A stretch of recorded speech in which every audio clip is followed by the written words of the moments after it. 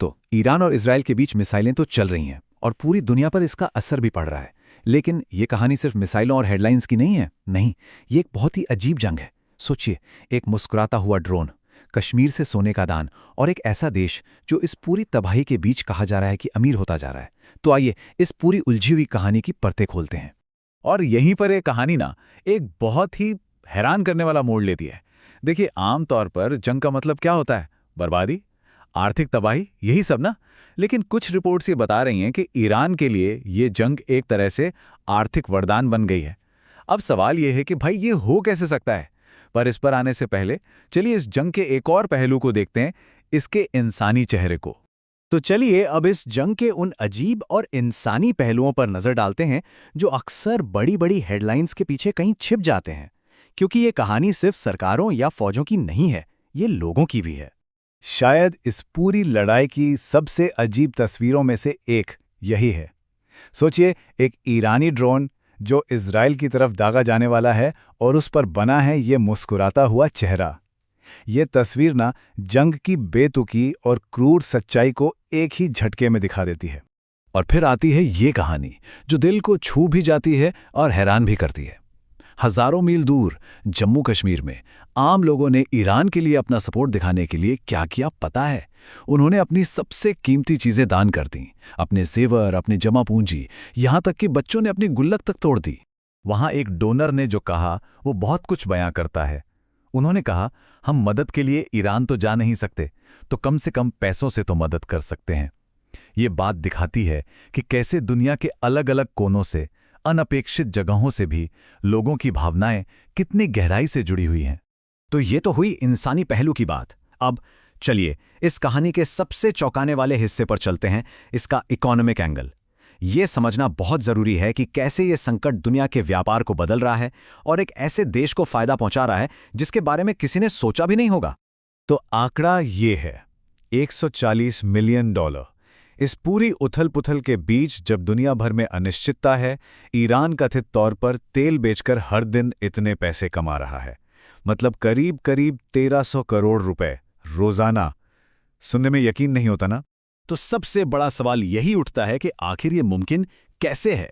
एक ऐसा देश जो जंग लड़ रहा है, जिस पर इतने कड़े प्रतिबंध लगे हैं, वो ऐसा कैसे कर पा रहा है? इसका जवाब ना ईरान की बहुत ही खास ज्योग्राफिकल लोकेशन में छिपा है। और ये चार्ट देखिए, ये पूरी कहानी को एकदम साफ कर देता है। स्ट्रेट ऑफ हॉर्मुज, जो दुनिया के सबसे अहम तेल रास्तों में से एक है, वो अब डिस्टर्ब हो चुका है। नतीजा, सऊदी अरब और इराक जैसे ईरान के पड़ोसियों का तेल एक्सपोर्ट धड़ाम से नीचे गिर रहा है। लेकिन ईरान की सप्लाई, वो एकदम स्थिर है। इसका असर पड़ोसी देशों पर बहुत बुरा पड़ा है। सऊदी अरब का प्रोडक्शन रोज 20 लाख बैरल कम हो गया है। कतर की गैस एक्सपोर्ट कैपेसिटी 17% घट गई और इराक का तो हाल और भी बुरा है। उनका एक्सपोर्ट लगभग 70% तक गिर गया है। वहीं दूसरी तरफ ईरान अपना तेल लगातार सप्लाई कर रहा है। इसके लिए वो अक्सर एक घोस्ट फ्लीट का इस्तेमाल करता है, मतलब ऐसे जहाज जो अपना ट्रैकिंग सिस्टम बंद कर देते हैं ताकि प्रतिबंधों से बच सकें। और ये ज्यादातर तेल जा कहाँ रहा है? चीन। चलिए इकोनॉमी से अब पॉलिटिक्स की तरफ चलते हैं, क्योंकि यहां पर यह मामला नेताओं के बीच एक बहुत ही हाई स्टेक्स, एक नाटकीय टकराव का रूप ले लेता है। उस वक्त अमेरिका के राष्ट्रपति थे डोनाल्ड ट्रंप, और उन्होंने एक सीधी सीधी धमकी दी, एक अल्टीमेटम। कहा, 48 घंटे में सरेंडर कर दो, वरना हम ऐसा हमला करेंगे जिसकी तुमने कभी कल्पना भी नहीं की होगी। बहुत बड़ी बात थी ये। लेकिन इसके बाद जो हुआ वो किसी ने एक्सपेक्ट नहीं किया था। सिर्फ 24 घंटे के अंदर अमेरिका ने पूरा यू टर्न ले लिया, धमकी वापस ले ली गई। उस वक्त पूरी दुनिया ने सचमुच अपनी सांसें थाम ली थीं कि आखिर हुआ क्या।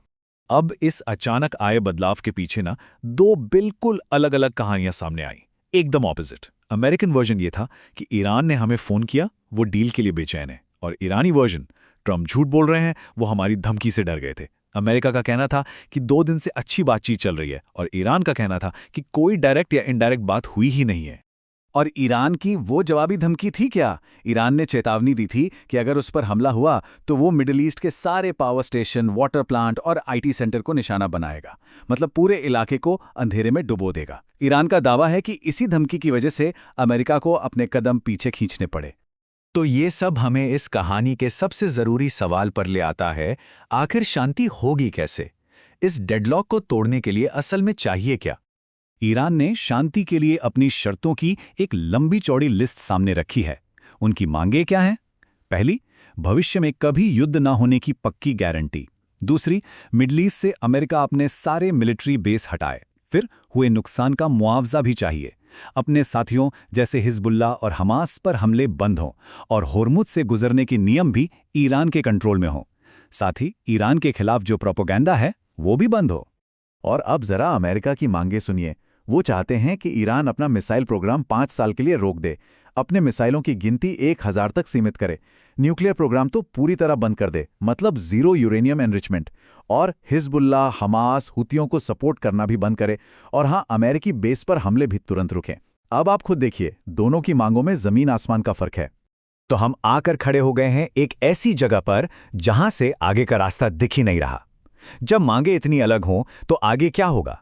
क्या डिप्लोमेसी के लिए, बातचीत के लिए कोई गुंजाइश बची है, या फिर ये टकराव और भी भयानक रूप लेने वाला है? ये एक ऐसा सवाल है जिसका जवाब शायद पूरी दुनिया जानना चाहती है।